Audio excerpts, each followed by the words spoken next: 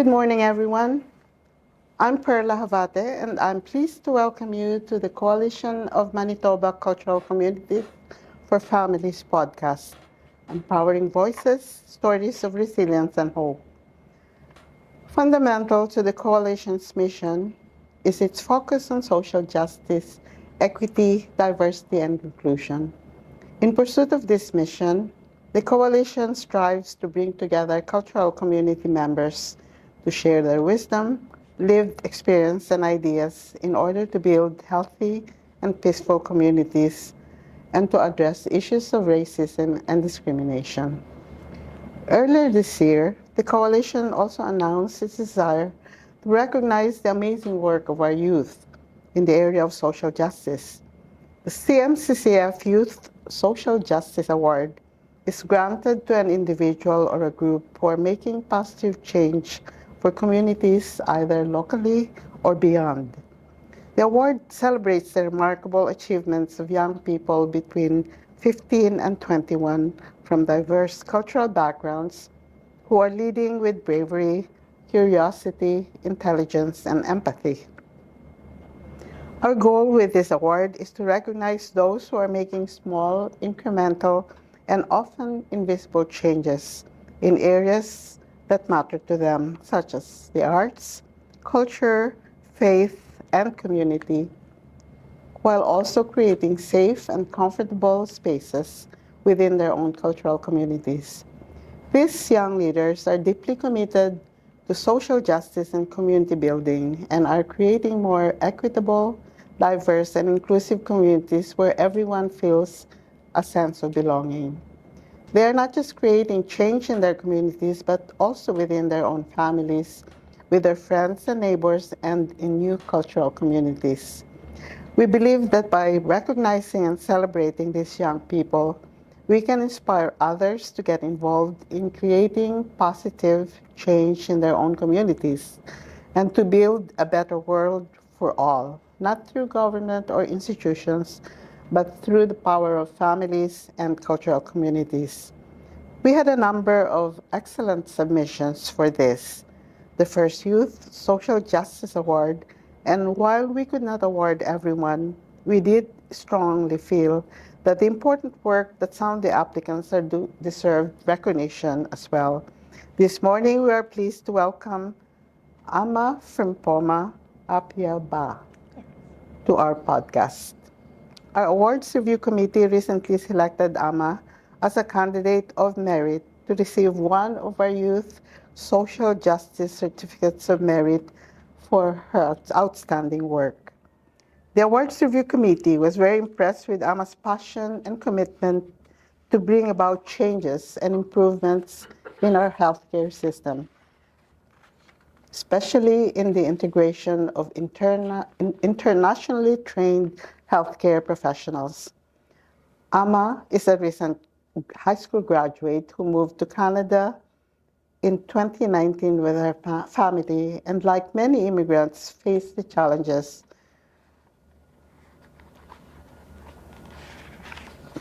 You want to stop for a second? Okay. Okay. I just realized challenges change presents. Go back. Okay. Go back a second. Alma is a recent high school graduate who moved to Canada in 2019 with her family, and like many immigrants, faced the challenges change presents. In her own words, this led to me finding out about Can You Canada, which helped me find myself as a person and led me to various opportunities and experiences that have shaped who I am today. Can you help build me as an individual, a leader, and an advocate?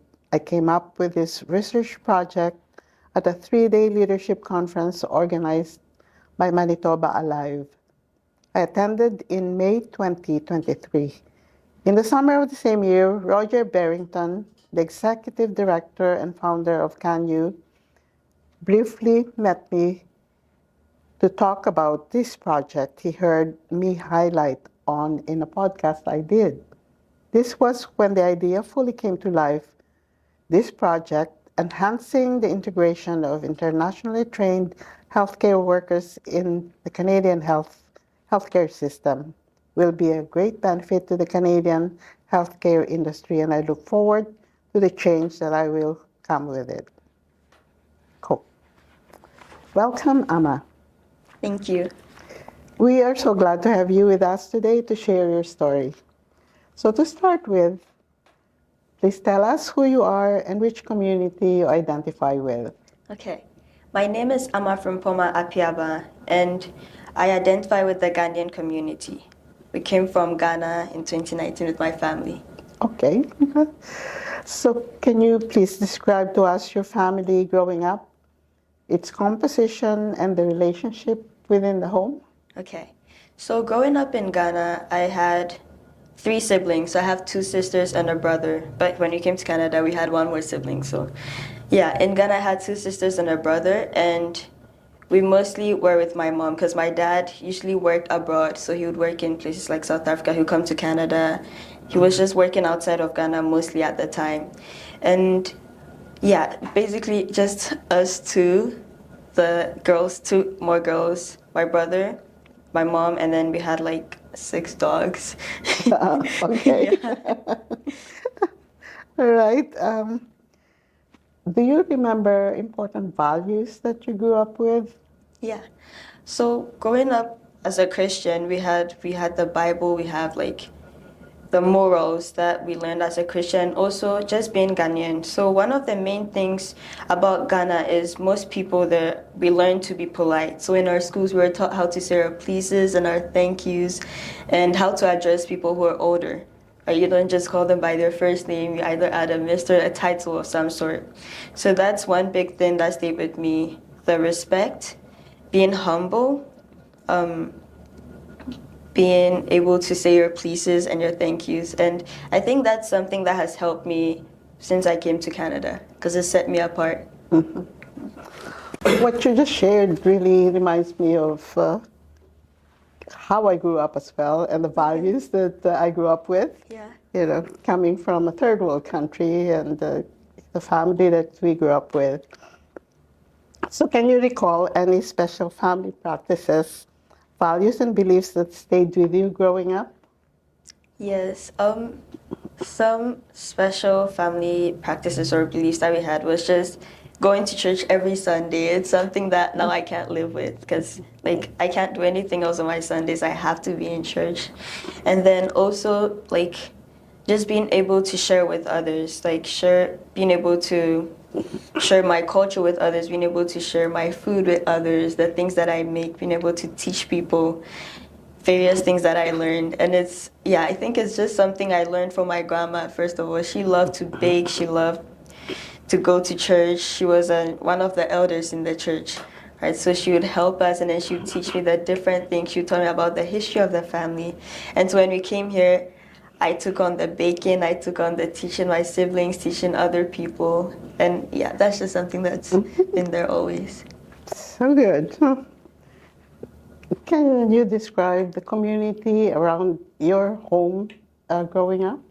Okay, so mostly when we grew up, I grew up in a city called Accra in Ghana. So that's the capital city of Ghana. And so in Accra, we lived in a flat. Like that was from where my dad worked. So we lived in a flat with lots of other families. And so we were able to connect to people in that way, in the sense that we're connected with all the kids. The kids who were in the flats were the kids that we played with. And if my mom had to work longer hours, if she had to work night shifts, we would get to be with other families, right? Other families can come check up on us in our homes. They cook for us. They share their food with us. They take us out if our parents don't have time and their kids want to go out. That was something that they would do. And so it was a very close-knitted community. And even when we moved from the flat in 2018 to our own house, we still had that. We lived on a large compound. We had our house, my uncle had his house, and then there was another house on the compound. And we basically just shared everything. We would sometimes sleep in my uncle's house. We would go cook in his house. They could come to our place. And we played with the kids around in the neighborhood. They would come to our house for Christmas. They would come to our house for Easter, and then we would share food together. We would play games together. And it was something I really liked. Yes. Yes. But now you're in Canada. Yeah. How was the transition like?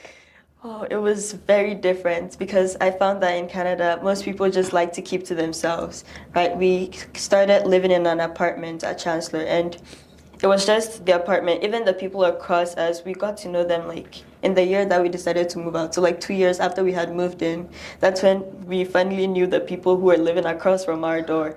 So it was very like isolated in that sense. And then there was also COVID. Like we came in November 2019, and so there was COVID the following year. So people just kept to themselves even more, which was very, very different for us, and it was hard. But having the church and the Ghanaian community really helped in that sense. Okay, Yeah. so how was the school like for you?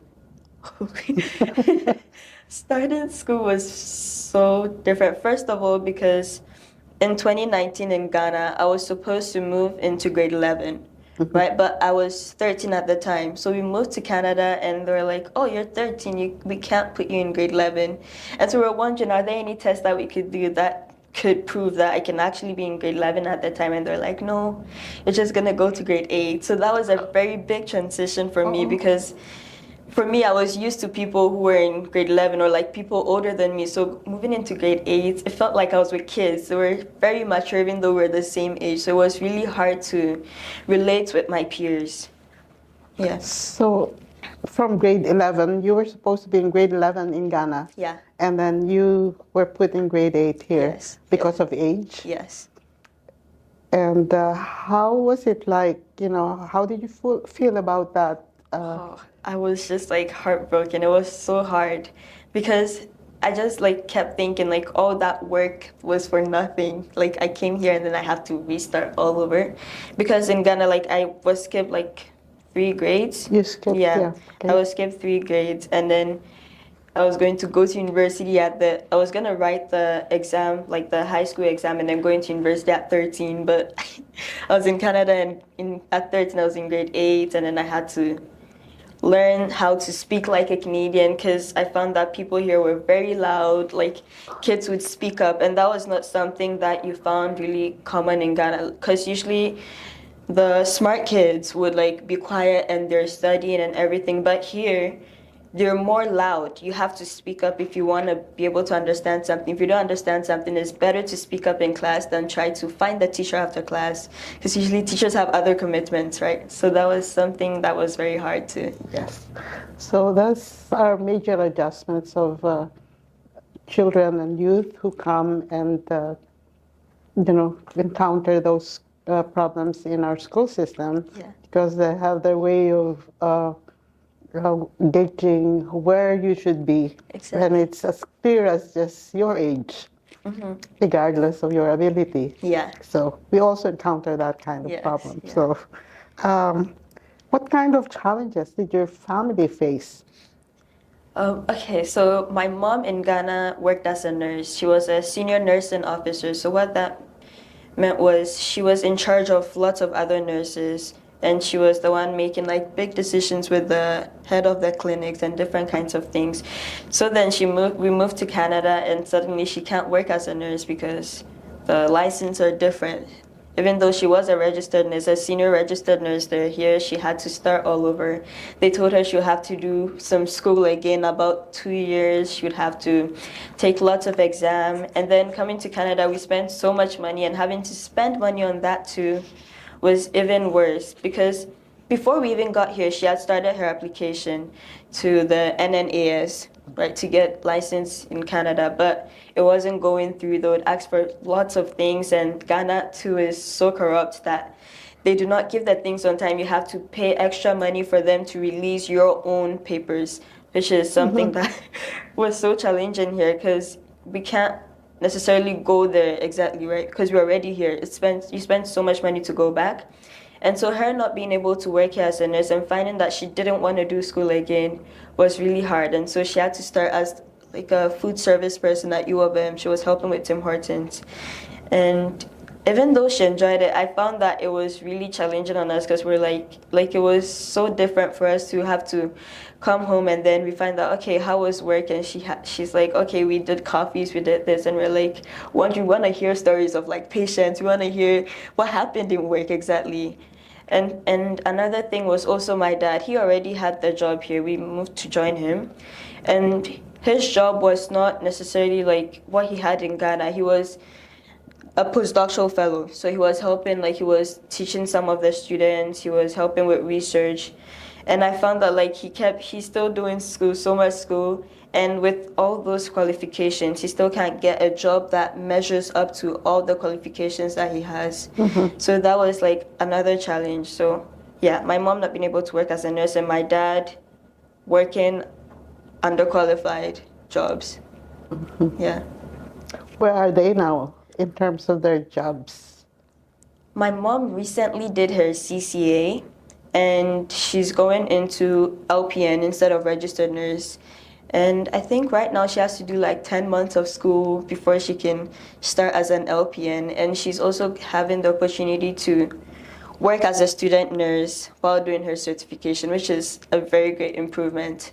And she absolutely loves it. But with my dad, he stopped working at U of M and he got another job outside of Manitoba. And then he came back to Manitoba and now he's working outside of Winnipeg, 2 different jobs. And I'm not even sure what exactly he's doing.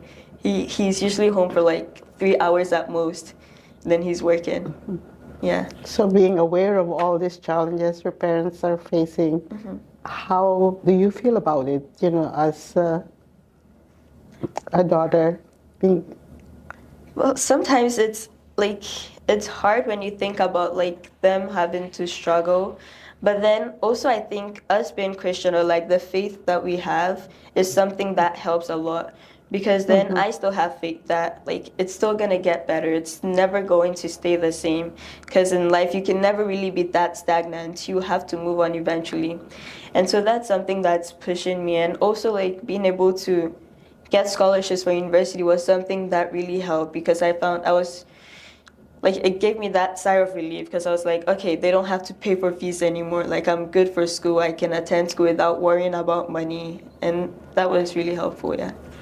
Thank you. So you shared with us a glimpse of your formative years that brought you to this point. Yeah. So congratulations for being awarded that Youth Social Justice Certificate of Merit. So can you share with us your work in the social justice area? Okay.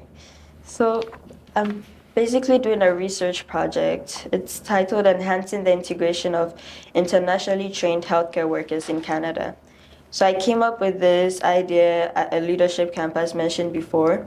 And this mostly came to me not just because of my mom being a nurse and like having her troubles, but then also realizing it's not just my mom. It's not just healthcare workers. It's not just the people that I know around me. It's lots of immigrants. It doesn't matter where exactly you're from because sometimes people will think, oh, Canada has lots of Filipino nurses. It should be easier for them, but it's still hard for everyone.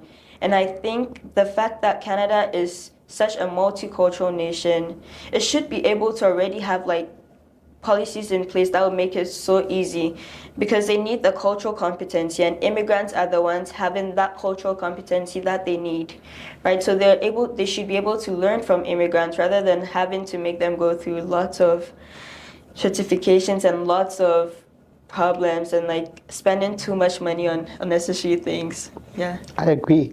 So, your passion and commitment to bring about changes in our healthcare system will be embraced by everyone because it is one issue that impacts not only the professionals, but most importantly, it involves many patients who are in need of care. Yeah. So you are young. So I'm curious to know the plans you have in continuing the work that in the coming years. Yeah. Okay. So I decided to go into nursing. My end goal is to become a doctor, medical doctor of some sort. But I decided to go with nursing as my pre-med because I want to understand what exactly nurses do. Because sometimes in hospitals you find that nurses might be looked down on. I don't know about here in Canada, but like in Ghana, usually doctors are the ones looked up to. They're the star of the show, right? But there's also nurses working in the background. So I want to know what exactly nurses are learning, what exactly they're going through. And then it'll better help me to understand like how to work with nurses.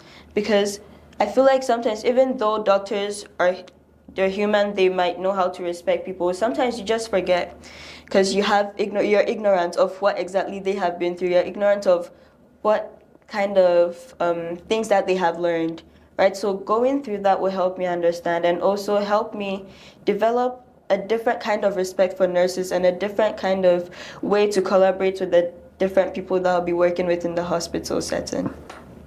Thank you. Yeah. So, our future depends on our young people who will eventually be assuming leadership roles in our communities and our country. So, the work you're doing is important. So, what are your thoughts on how we can encourage more young people to get involved in issues regarding social justice, equity, diversity, and inclusion? Okay. I have a few things. So first off, I think we should teach this in schools. Like it should be actually put as a course that you have to take because there's some optional courses that I have done that taught us about issues in Canada, issues in Winnipeg that brought to our awareness.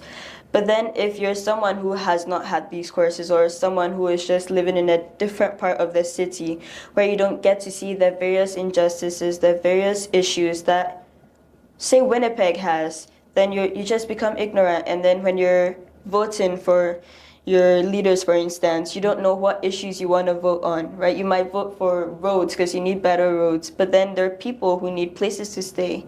There are people who need food. You could advocate or you could vote for governments that want to address these issues instead.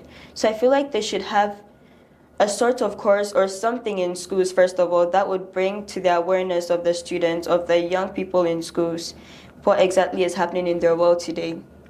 And another thing is also just having like more public awareness, more advertisements of like different things happening in Canada because youth are usually on their Instagram, on their TikTok, on their phones. So taking advantage of that and then just making sure like it's everywhere and they have no choice but to see it wherever they go, it might bring to some of their awareness that okay, this is something I'm seeing every time, so maybe I should look into this or maybe I should think about this, and it might help from there.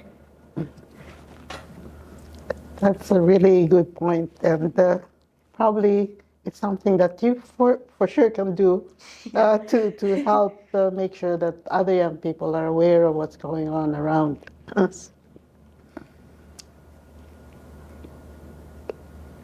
Do you wish to share with us important people, especially now that you're here in Canada? I know in Ghana you were surrounded by a lot of people who supported you, Yeah. your grandma being there and other relatives.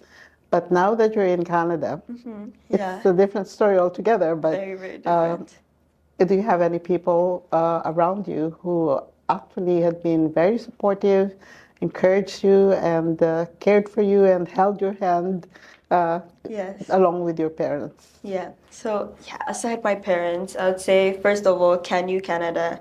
Like I can't just mention, I don't even think I'll remember all the names of the people, but there's Roger, the executive director. There's Stephen, who was a past Can You staff. There was Ali, there were Caitlin, and all these individuals at Can You, all these staff at Can You. I think sometimes they don't even realize what kind of impact they're having on the participants or like the kids in the program.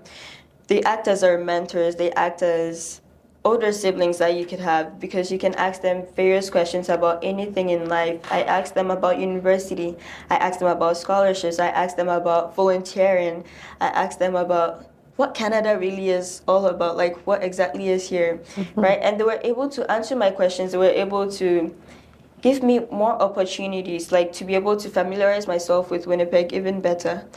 For instance, with Can You, that's where I learned about Harvest Manitoba. And I started volunteering with Winnipeg Harvest, which is something I absolutely love. And then I learned about different programs. I learned about public speaking. They taught me how to speak in front of lots of people. They improved my confidence because in grade 8, I didn't even know how to speak. Like, what am I supposed to do about my accent? What am I supposed to say? How loud do I have to speak up? CanU took their time to teach us these different things. CanU also gave us the chance to explore different cuisines in Canada, because you don't have all the food that you ate in Ghana or like wherever you came from. You don't have all that food here.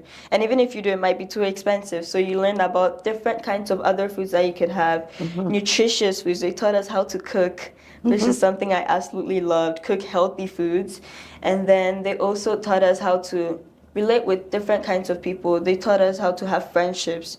They gave us leadership camps that we went to. We got to explore different parts of Manitoba with people of diverse cultures, and that was something I absolutely loved about CanU.